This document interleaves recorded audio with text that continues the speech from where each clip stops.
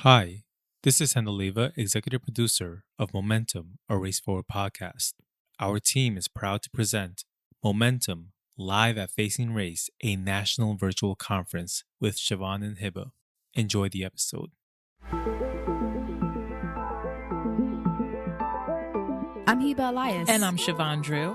And welcome to Momentum, a Race Forward podcast, where we explore how racial justice work is showing up everywhere around us.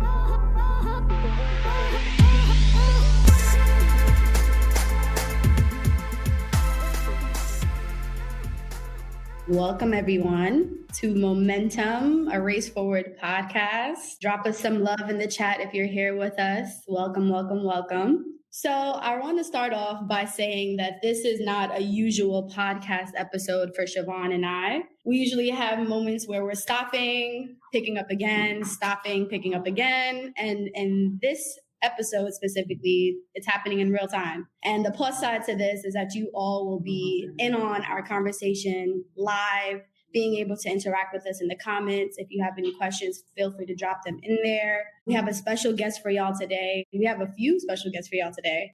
And I'm going to pass it to you, Chevon. What are you feeling? What's going on? Welcome. Welcome to Facing Race, the first day. Thank you. Yay. I'm so excited. I was looking on Twitter earlier and I saw everybody sharing when they're checking in, and it just gave me a really good feeling because I know we've all been through a lot this year. I just feel like I know that we're still in a moment, right? But gathering here at Facing Race virtually, it was just a huge undertaking. I'm excited that we were able to do it and to have everyone with us. And we're getting through day one of all breakout sessions. I hope that you guys enjoyed the opening plenary, the music from DJ Femi. Yeah, just super excited to be here with y'all. So I know that we're going to be almost doing the podcast almost backwards from the way that people are used to hearing it when they're streaming it themselves.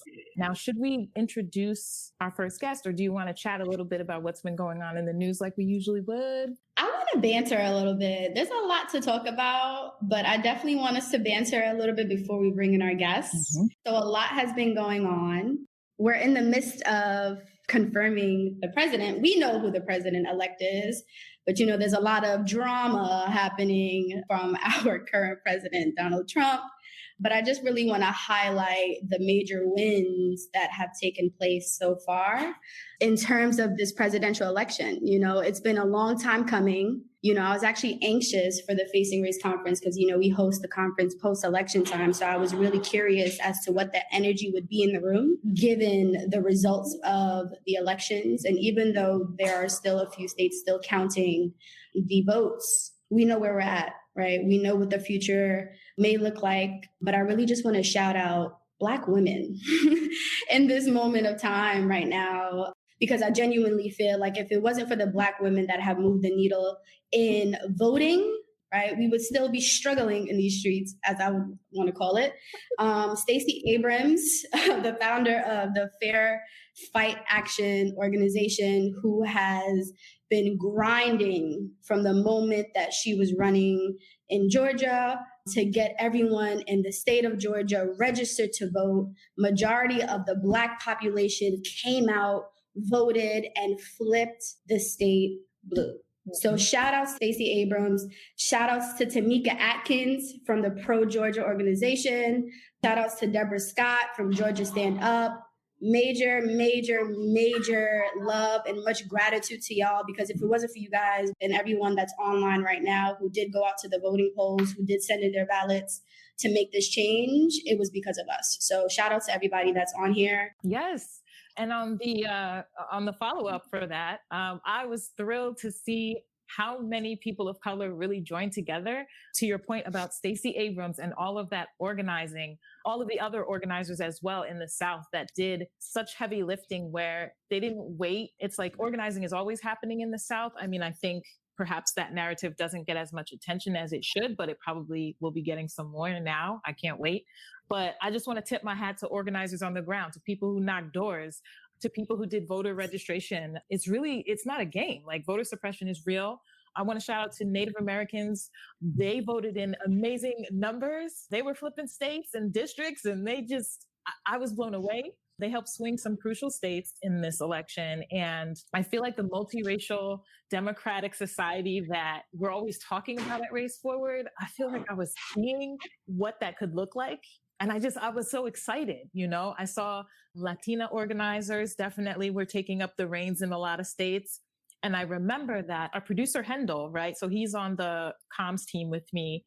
And I remember that we went to Arizona. This was a few years ago. We went to Arizona and we sat down with some of the young Latinx organizers out there. And they were facing a lot of voter suppression, a lot of like, really just like deportation, just a lot of violence and harm against them, but they never stopped organizing. And I was watching them on social too. They're celebrating, you know, some of the wins of all of this long-term organizing. When we visited them, we did a video series called Resistance Maricopa. So if you look up that hashtag, Resistance Maricopa, MARICOPA, you'll see the videos that our video producer, Ty Rose, created. And you can get a shout out to Ty. Yes, please look shout up. Shout out to Ty. She's our lead video producer and she worked with Hendel. They put in so much work to interview the organizers and have a record of our trip there and the work that they were doing that they said is a long game. They said it then, and here we are years later. You can see how thrilled I am, like, to see that their work has come to fruition. So I just want to say that all the multiracial groups really have me feeling on a high right now. I appreciate everyone. I think also Asian American groups out in Cali, like various factions were organizing out there too, to kind of like consolidate their votes together and build some power. And do I look amazed? Because I'm amazed. You definitely are amazed, and as you should be, because this is a major win for all of us. I know, for instance, the people in my community, Chevon, I'm not going to lie, like there were a lot of people that were very discouraged to go out and vote. They felt like their votes did not matter. And this was, in my opinion, being that I'm 28 years old, this is my third time voting. I think this is their first time that they realized that their vote actually mattered. And it actually made a difference because what we wanted has happened and it's come into fruition. You know, there's a lot of conversation about people across the nation that still voted for Trump and the damage from the nationalist surge from the past. I feel like this is a moment in time now where this is the work that we need to engage in, right? We've been engaging in it before, but this is our priority now, right? To undo all of the damage that has been done as a collective front. So I'm excited to continuously be working with everyone that's on the grounds. I know Facing Race is a national organization, but we have many organizers and partners that are on the grounds literally day in and day out. So very ecstatic to be continuing this work and partnering with folks on the grounds to be pushing this work and pushing the needle forward on social justice movement and racial justice movement. So can I say more? Yeah, collective win. Yeah, go.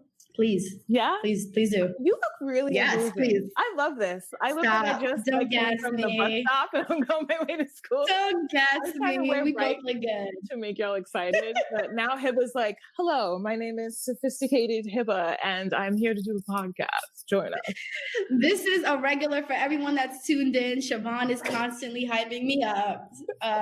Love this girl. Love you, Chevon. But please do share more. Okay, what other things that I'm really excited about? So Oklahoma elected the country's first Muslim non-binary state legislator. And I was like throwing my, as you can see, hats like, oh my God, I'm so excited. I think, let me see if I can quote. This campaign, this movement that we built really hinged on visibility. That's a quote from 27-year-old Mauree Turner. Congratulations to Mauree Turner. Also, legislate the rainbow. Mondaire Jones and Richie Torres become the first Black LGBTQ plus Congress members. Oh my gosh, y'all. Like, major.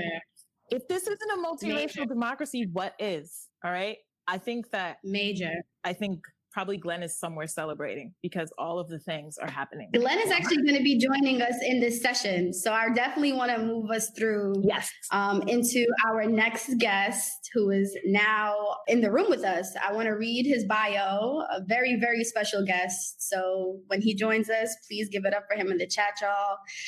Marc Morial is an American political and civic leader and the current president of the National Urban League. Shout outs to the Urban League. I was once an Urban Leaguer. Always loved to the Urban League. Morial served as a mayor of New Orleans from 1994 to 2002. President of the United States Conference of Mayors in 2001, and Louisiana State Senator from 1991 to 1994. Over the last 15 years, Marc has expanded the reach of the NUL services by empowering their affiliate movement and creating a framework to create policies that serve communities of color. Marc has played a major role in shedding a light on the needs of Black America during the COVID-19 crisis.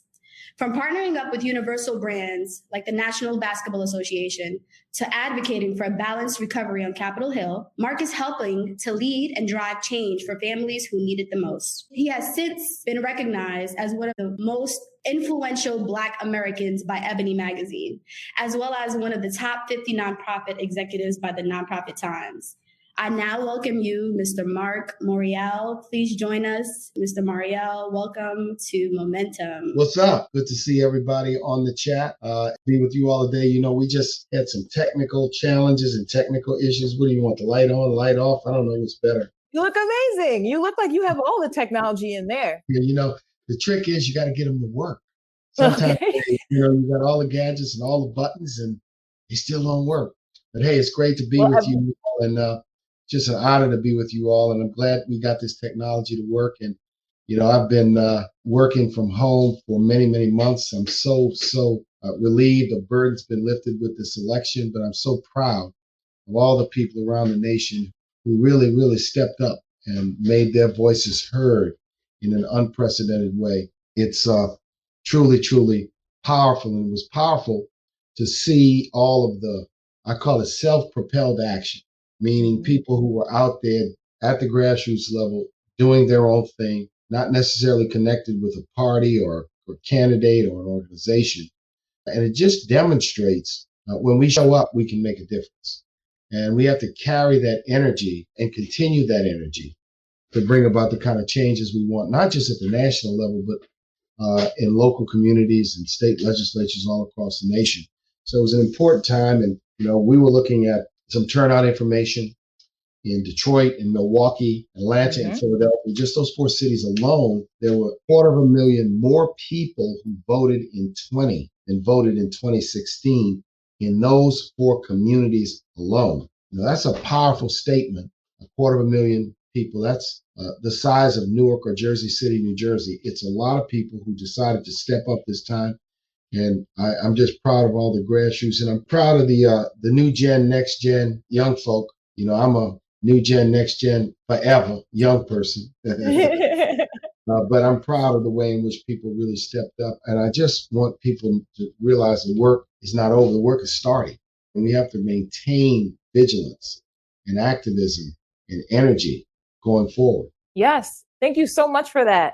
Let's get right into, since, you know, we want to be conscious of time. Let's talk to you about some of the work you've been doing, the lawsuit that you filed. Okay, so the executive orders that Trump has, one of them is the executive order on combating race and sex stereotyping, which bans all racial equity work in the federal government, including use of government contracts, grants, funds for racial equity work. And it punishes federal employees who do that kind of work. So tell us about that lawsuit. So when I saw that executive order from the White House, all I could think is that this executive order reads, smells, thinks like a white supremacy manifesto. Let's call it what it is. I got contacted by Cheryl Eiffel, very talented and dynamic civil rights lawyer who leads the NAACP Legal Defense Fund, to ask us if we would work with them on litigation against the administration. And I immediately said yes, because central to so much of the work we do here is diversity, equity, and inclusion training, advocacy, and the like. And since we hold federal contracts to train people and to help people become home buyers, that executive order applies to us. And we're not going to be shut down. You know, I'm confident that President-elect Biden on January 20th will repeal this executive order.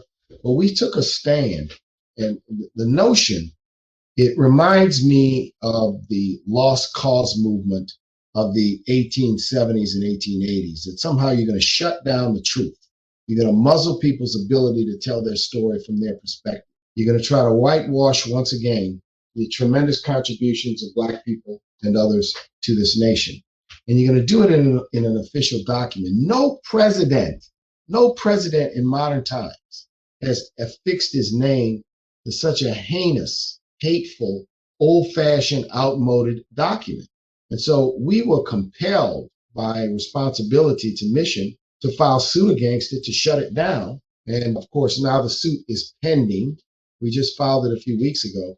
We will be asking the new president to repeal it on day one and put this chapter. I mean, President-elect Biden's going to have a pile of executive orders to sign to repeal Muslim bans and just these executive orders poisoned with hatred, poisoned with division. But they expressed the policy and the thinking of the Trump administration, and I call it Trumpism. And we have to be on guard and aware that Trump is one person. Trumpism is a philosophy, it's a governing philosophy that we must push back on. Trumpism isn't dead. Presidency of Donald Trump is over in 2 months.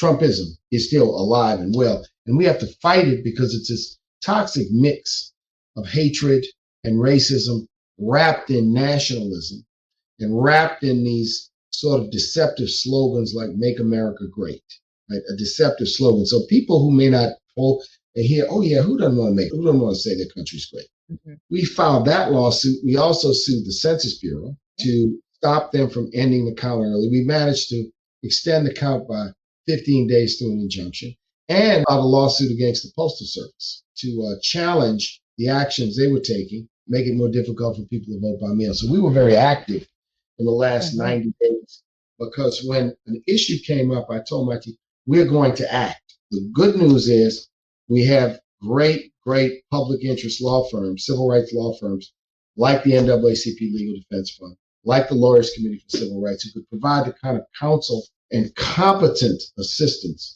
that we needed. Yeah. We are grateful for the work that you are doing and also your responsiveness, the way that you talked about Sherlyn Ifill, just getting together with orgs that can double the power against these executive orders. The orders also, they're a form of censorship, banning the use and the study of things like intersectionality. They had a whole list of banned words, unconscious bias.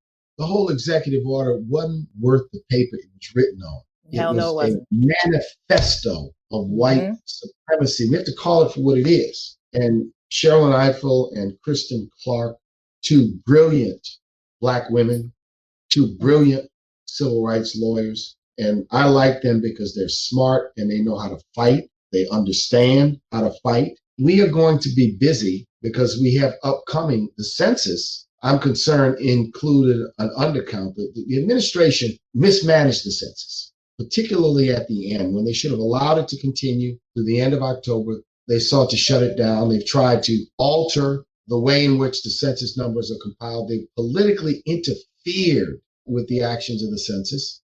And we're going to have some work to do when we see the data, whether it is the kind of data that embodied a full count. And this comes into play for reapportionment, which will begin in states in 21 and 22. So, we've got a tremendous amount of work to do. And you're right, that executive order, you all are great historians, I know. The Lost Cause movement was a movement by white Southerners in the 1870s, 1880s, and 1890s. It was the Lost Cause movement of which the movie The Birth of a Nation was part of.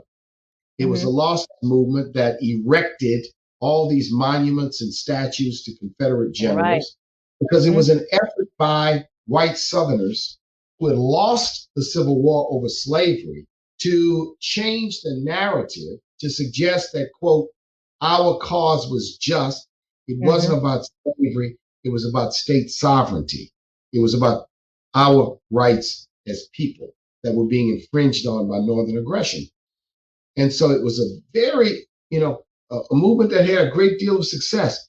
If you read, I'm from the South, I'm from New Orleans. If you read history books that were used in many Southern classrooms in the 1900s, in the early 1900s, in the mid 1900s, it said that the South's cause was a just cause against Northern aggression.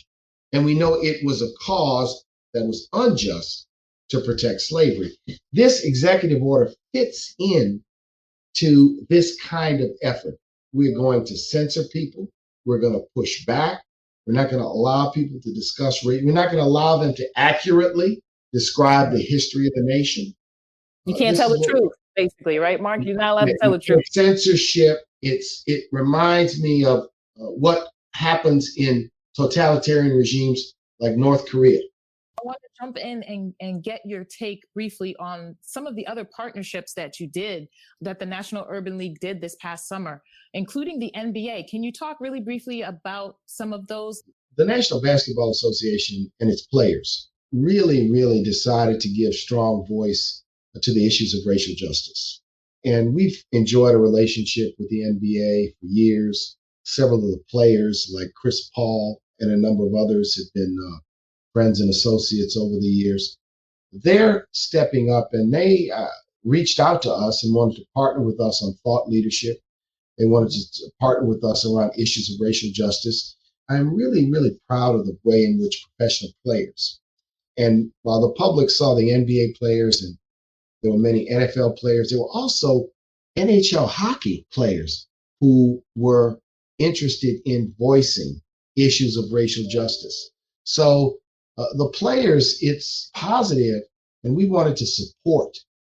And in the case of the NBA, and to some extent, most recently the NFL, the leadership of the NBA at the commissioner level, Adam Silver and Deputy Commissioner Mark Tatum, have been strong supporters, along with other members of the staff like Kathy Behrens. They've been strong supporters of aligning the brand, if you will, of the National Basketball Association with civil rights and racial justice organizations and issues. So we work with them on a number of thought leadership activations. It was truly great, and I want them to continue their work. Many of these players in today's world, professional athletes have platforms, they have social media followers, and because of that, they have influence. And to see them use their influence for just causes is something I strongly support.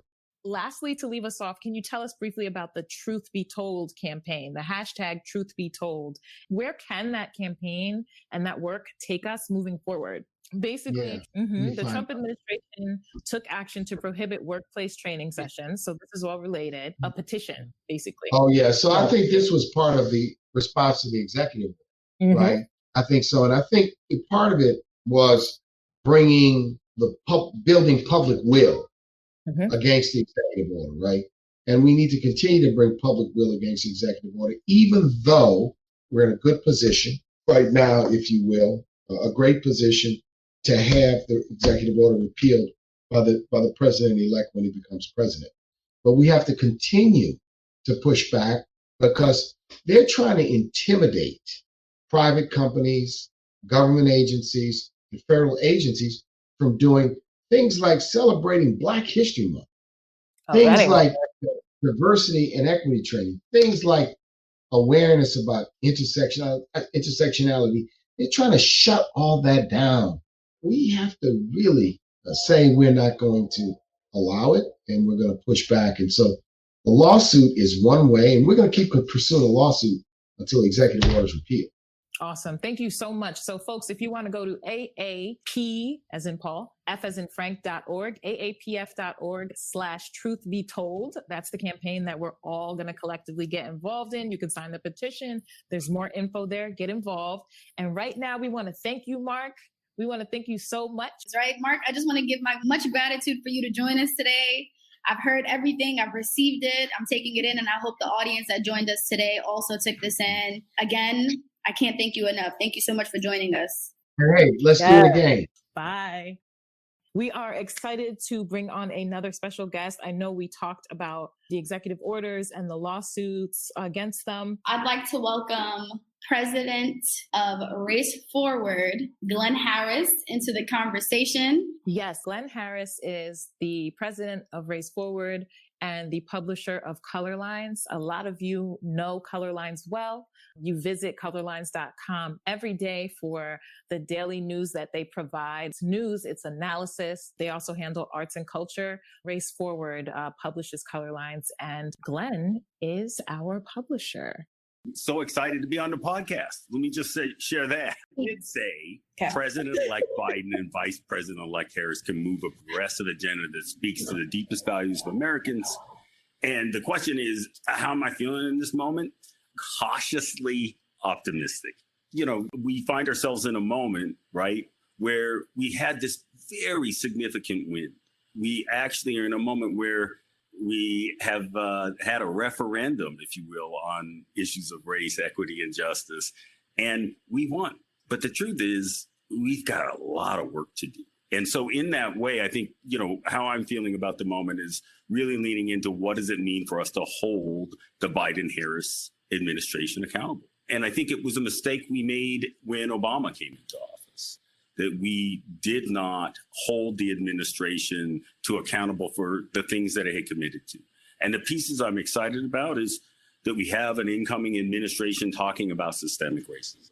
The pieces that I'm really excited about is that we have a movement right now that has created this moment, led by Black and brown folks, and especially Black women, that really gives us the possibility of holding this administration accountable and actually getting to those kinds of substantive wins. And if we're being honest, substantive kind of transformative moments that we need as a country. What do you want to say about how alarming it is, given your background working with the city of Seattle, and the response, which includes our new Banned Words campaign that was just released?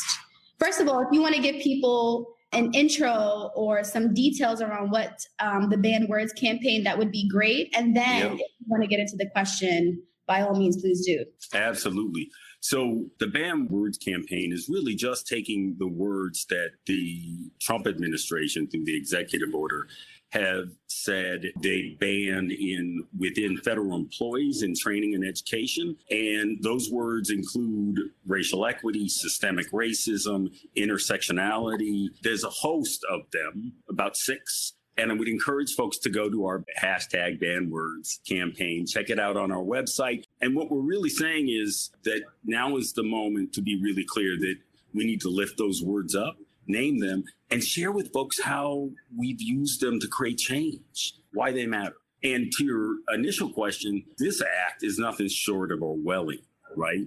I mean, literally, it's banning specific words, and it's actually, to get real, it's a frontal assault on freedom of speech. And it's doing that while under the nerve to actually say this is about making sure that we're treating people fair. It is crazy. It's gaslighting at its worst. And if we're being honest, it's authoritarianism. And in that way, what we've seen in Seattle is that the Department of Justice, the Trump administration, has brought the full apparatus of the state to actually go after the city of Seattle for conducting racial equity trainings. And I believe we should all be outraged and stunned. And I know it's hard because there's so much to be outraged and stunned. But why this matters is because, in fact, the response is it works. We're winning. When we talk about race and justice, we win. And so the response is fundamentally about trying to shut those conversations down. And at its core, it's fundamentally un-American. And, had shared this, you all might have touched on it earlier, but in the month of June, from our research, within the print media, the term systemic racism was used in the month of June this year, more so than in the last 30 years combined. And that is about us hitting a tipping point for us to be able to have a conversation to address the core issues of how systemic racism is playing out in our country. And if we're being honest about it, it's really about our opportunity to finally get it right. We can't change it if we can't name it. And so in that way, I hope folks will join us in the Banned Words campaign, share with folks why it's so essential that we're able to actually name the realities that we all face as a country. That was definitely a lot of information and very important information. So thank you, Glenn, for sharing that. So I'd like to get into what Race Forward has called on the incoming administration to do in the first 100 days. I just want to name a few, and then I'll ask you the question. So the first on the list is align with racial justice movement by reversing Trump's executive order and calling on them to issue an executive order that explicitly puts racial justice at the center of the work per this statement we issued last month. Another one is addressing the impact of COVID-19 on BIPOC communities, because this was one of I can't even put into words how big and major and saddening that reality was for us during this time and during this year. Another is ensuring housing by halting evictions and foreclosures and providing economic relief. The last one that I really want to get into is announce a plan that extends a pathway to citizenship and ending policies of family separations. Where do you think the most headway can be made? And what is Race Forward's commitment to help push this work forward? Such an important question, it really is. Where I would start is just by acknowledging this is what we're asking for in the first 100 days. And there's a lot of folks making for this call. It really at its core is about two things. It's about pushing back on some of the worst kind of executive order actions that the administration has taken. Right. And we recognize in the first 100 days, much of that can be undone literally by the Biden administration and just creating new executive orders. And then the second piece is just getting real about the devastating impacts of COVID, both in terms of health. We're pushing up 1 in 1,000 Black folks have died from COVID. Right. It is truly horrifying. There's a way in which been way too normalized. And so getting immediate response to that, and relatedly, the impacts on the economy, right?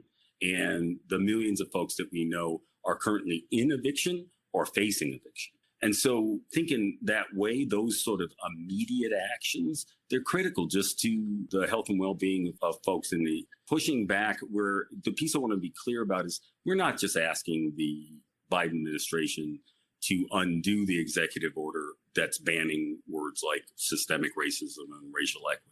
We're actually calling on them to eliminate that order and create a new order that calls for not only the use of that language, but a commitment within federal government to actually use that to define how we make policy and assign resources, that we get real about making a real commitment, not just to the language, but to the operations of that, right, within government. And then, oh my goodness, you all know this, we have a long list of work that we need to see happen. We need to make sure we have healthcare for all. We need to get real about a real economic plan that creates genuine opportunity especially within our Black and Brown communities. We got to get real about how we're thinking about the environment. That's another EO that could probably done that would pull us back into the Paris Accord. But the truth of the matter is that is just scratching the surface. And then, for me, I think it's an opportunity for us to get real about some of the core issues that are confronting our communities, which is, can we get real about what we're going to do around abolition and talking about mass incarceration and mass criminalization of our communities? And can we get real, for me, about reparations? We are way past the point of having a conversation, right, that is just simply about truth and reconciliation. We need to get real about how we build real economic power within communities of color. Because if we do, we will be, without a doubt, a successful country. And that's the piece in this argument that I feel like now is the time, I guess this is it, for us to think big, for us to actually get real. And even as I say that, always for me, it hurts me, because the truth of the matter is that reparations was on the table for 100 years ago, right? And we're acting like it's something new or something big to be asking. And so I think in this moment, and let me also name in this way, we need to expand the very idea of reparations into talking about indigenous land rights. And so for me, I see this first 100 days, this is just about trying to minimize some of the damage that we've seen in the immediate, to make sure that we are not pulling children away from their parents and putting them in cages. And at the same time, getting really real about what is it that we need to be looking for and demanding over the course of the next 4 years. Sir Min, I pray and I hope that everybody that's in the chat with us sticks with us so we can continue this fight as a collective front, with Race Forward leading us in many of these fights. Thank you, Glenn. Chevon, do you have any last questions you want to ask Glenn? I feel like I've been taking up most of the time. Let me just say, I talked about this in the opening for Facing Race. Chevon, Hiba, thank you. As two Black women who've been leading our Momentum podcast. I mean, y'all pushed us into the Apple Top 50. And that is because of your passion, your brilliance, and the thing I always appreciate, your humor and joy, that's made that possible. And just so appreciative of being able to work with y'all. I have one last question now that you're close on this, Glenn. Thank you. Thank you for those words. You're a 2-time guest now on the podcast. You know, how has momentum helped race forward in this particular moment between season 1 and 2? Or even in just season 2, which is just predominantly this year, how has momentum helped race forward, push the needle on racial justice movement and our work in general? It's been huge. First off, it's been one of the leading ways that we've been able to get our voice out for Race Forward. But to be clear, when we say get our voice out at Race Forward, and this is the beauty of momentum, we mean the racial justice movement, right? And so in that way, I think it helped to elevate a whole bunch of voices that we know in this moment have been critical. And it's helped to model what we know we need to do to win, which is how do we be in solidarity, not just with individual organizers, but with other organizations? How do we lift up the voices that we know are essential in this moment? And I think in that way, momentum has been absolutely invaluable. I also think that in that way, and I mean this, I meant what I said. I think your voice, Chevon and Hiba, have been essential at not only getting the information out, but reminding folks that the work we do is about power, but it's about love. It's about joy. It's about finding space in our everyday lives to be able to have the conversations that matter. And then what you always bring to it, putting on top, this is the action we can take. And we need more of that. We all need more of it. And for folks who are joining us, if you have not been a regular follower of Momentum, please join us. From week to week, and from month to month, we have been getting some of the most powerful voices in the movement on, and always looking for and welcome feedback about the kinds of conversations, topics, et cetera, that we should be gleaning. We have to say goodbye to Glenn, sadly. But I know I will see you all again soon. And I have to tell you both, seeing you right now, it is so sad to me that I haven't been able to see you both in person for like 9 months. All right, I miss now, y'all. and you don't gotta lie. I miss y'all. I really do. Really? And please invite me back. You know what you should do is you should invite me back and have me interview the two of you. Oh, that would be interesting. I'm not falling for that.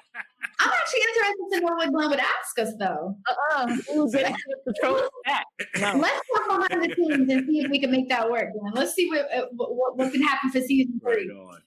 Right on. Thank you so much, Glenn. Appreciate it. See you soon. All right. Chevon, we are live. I want to thank everyone for hanging in there with us. Really appreciate you and encouraging us the entire way through in the chat. Beautiful. This is the point in the podcast where we're literally just loving up on each other, shouting out all the things that's happening internally at Race Forward, all the work that's usually being done.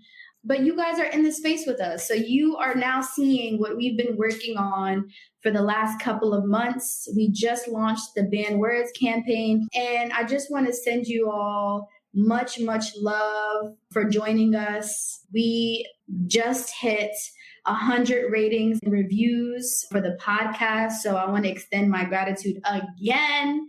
Can't thank y'all enough, because if it's not for y'all listening in and tuning in and riding with us, we wouldn't be where we are today. And you've heard Glenn, and you've heard how far the Momentum podcast has taken the work of Race Forward, and vice versa, right? So much gratitude. Chevon, how you feeling? We're live. I'm just excited. Like, we're live. I feel really happy. I'm so thankful for everyone's help as we never, ever stop finding ways to keep the show going for you guys. So thanks for everyone who's jumping in to figure out how to make it work. I want to say that the link I dropped in the chat, which is raceforward.org/media. If you head over there, the top thing on that list on that page is Momentum. You can listen to our episodes, subscribe from there. We have color lines underneath that. We have Mass Freedom. We have Race and videos, which if you've seen, we have an actual web series that goes with it where you you can join trainings and webinars to learn more about intersectionality. Also, the Resistance Maricopa videos that I mentioned earlier that Hendel and Ty, our lead video producer, worked on together. Amazing work. Please visit raceforward.org/media and check it out. And thank you again. I love how much you're glowing, Hiba. This is sweat because I'm nervous. Oh, this is sweat, baby. This is sweat. But I really want to get into just the other items that people can tap into.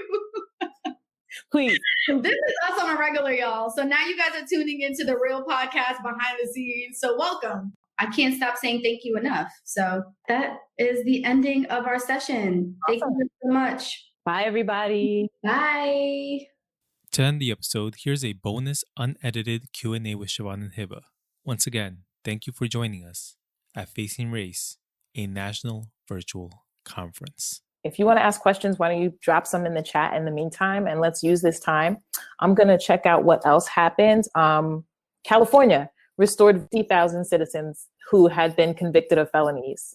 So it was Proposition 17, and it was a ballot measure approved by state voters on November 3rd. It's going to re-enfranchise people with felony convictions or on parole. So that is pretty wild.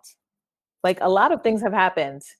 I feel like we couldn't even address them all on this podcast, but like, how are y'all feeling about all of this? Someone in the chat, Angelica, is saying yay for Prop 17. Let's see. Onab says hello from NYC. What's up? Keep the curve flat. I hope everyone's doing well and feeling well out there. Angelica is saying 50K people will be able to vote now in California. Oh my God, that's amazing. What are some other highlights from this election from everyone's local areas? Drop it in the chat. Relieved that we beat back fascism, Susan says. Is relief the word or what, Susan? Like, seriously?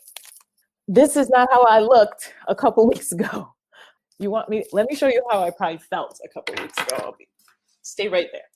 This is how I felt a couple weeks ago. Just running on empty. Okay. Sorry, I try everything to get my little New York pizza rat in. Also, I made him pizza for Halloween, by the way. None of this is related to the podcast, but I did make a pizza rat for Halloween decoration. You have to Google that if you're not from New York, and you'll know what the pizza rat is about. Hopefully I still keep my job after showing you my pizza rat. But Oregon has decriminalized all drugs. Wow. Guys, I wish I had something to like light up or something. I don't. That's probably not an appropriate thing to say on the podcast at this very moment. I'm alert and I'm in tune with y'all. I'm just kidding. So let's see what else is going on in the chat. Treatment for people with PTSD in Oregon, Ariana says. And she typed a word that I can't pronounce, but I'm guessing, is that like the mushroom type of treatment? It's like a psychedelic treatment for people with really intense PTSD that helps them to, I want to say, almost forget memories that are too traumatizing to continue on with. Microdosing mushrooms, it sounds like. Yes, says Joy in the chat. Thank you, Joy. And thank you, Ariana.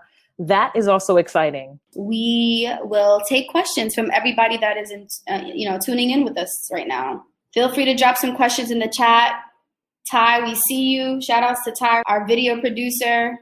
Abe, shout outs to you. Hiba, question in the room. What's it like to be a podcaster in this moment where so many people are remote now? And so much is happening in the streets now. So much is happening in the country. What is it like to have a podcasting platform to express yourself? I feel like it's the most ideal time to have a podcast. I'm going to be honest. It's the most ideal time to have a podcast, because I feel like this year alone has forced us to sit still. I know for the most part, everyone who is a podcast listener is mostly in commute, right? They usually tune in to their podcast of interest when they're in commute, whether they're at their desks, But right now, I feel like in this moment, the year has forced us to sit still and given us enough time to tune into content that we didn't have time for before. Damn, drag me. Do you know I'm listening to therapy podcasts? Listen, I've been in tune. It's definitely given me a moment. I know I can speak for myself, but obviously, other folks can relate as well. Yeah, it's giving people more time to do what they actually want to do, right? Like most of the time I catch myself like, I'm going to pin this conversation to listen to later when I have the actual time to do so. But it's also, I feel like becoming a podcaster, this is our second season. I feel like in the first season, there were a lot of learning moments for us. And I feel like in the second season, we're learning even more and we are perfecting our craft. Also, shout outs to Hendel, who is our producer of the Momentum podcast. We've done so much work and so much learning. And if you're hearing the jingle jangle, those are Hiba's bracelets from Sudan that I always love. And that she brought me back some because that's how much I love them. I didn't wear mine today, but it's like our, Wonder Woman bracelets. So I always love to hear it because it means that Hiba is in podcasting mode and ready to go. Checking the chat, there are more questions like what are some of the sessions that folks were excited about, whether you've been to it already or whether you are excited about it for today or tomorrow or the next day. So people want to pop up in the chat. And Hiba, you want to tell me if there's another session that you're excited to attend for yourself? If I could. So there's about 15 sessions happening per day. If I could attend all of them, I would. Mm-hmm. And I want folks to know that these sessions were literally hand selected by our content committee. So major shout outs to our content committee who have been in the paint, literally looking at all of these submissions. We got over 200 submissions of breakout sessions, and we've selected a good amount of upward of 30 sessions to be broadcasted at Facing Race. If I could attend all of them, I definitely would. I'm really excited about our main stage plenaries. So if you guys have a moment, there aren't going to be any breakout sessions during that time, but the main stage sessions are definitely something to tune into. But our breakout sessions, all of the content that has been selected reflect the work that is being done internally at Race Forward. So all of the tracks that you see within the breakout session booth are a reflection of the actual work that we do internally at Race Forward, that all of the staff at Race Forward grind on day to day. So you guys will be stepping into our world for all 3 days of the conference. And I hope that you truly do take in most of the content and most of the discussions that are being held, because they're very monumental and you'll learn a lot from them and you'll be able to take it back to the community. And that's the goal for Facing Race, is to make sure that we're spreading the word to others that can't join us. We're at 4,000 people who registered for the conference, so that's a major win. Our goal is to make sure that all of the content is spread nationwide and hopefully worldwide and is being put to use. Yes. Okay, I'm reading the chat. LaShawn says, this is extremely therapeutic. Thank you. Oh, I love that. We love you. Cecilia says it's live and it's lively. Beautiful. Yeah. Ananda says that was awesome. Thank you so much.